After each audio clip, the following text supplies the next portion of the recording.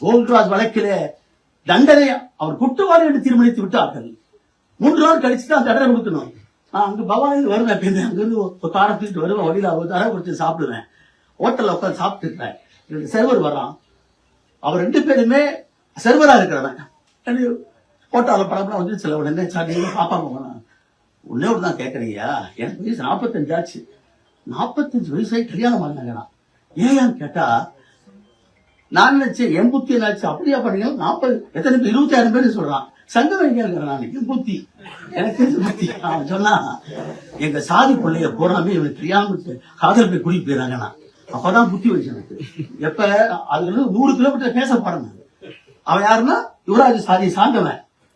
அவன் பிள்ளைகளாம் குறிப்பிட்டாலமா எங்க பெரியார் பொங்குல பெண்கள் கஞ்சிதான் அது கிடைக்கிறது இல்லை. ஆனாலும் சொன்னான், நான் சொல்ல உண்மையா சொல்றேன், எப்படி உருவாகி சொல்ல வரேன். ஒரு பெருமை அல்ல, ஒரு வழக்கில் வெற்றி பெற்றிருக்கிறது பெருமை அல்ல. நமக்கு தெரியும் நான் வந்து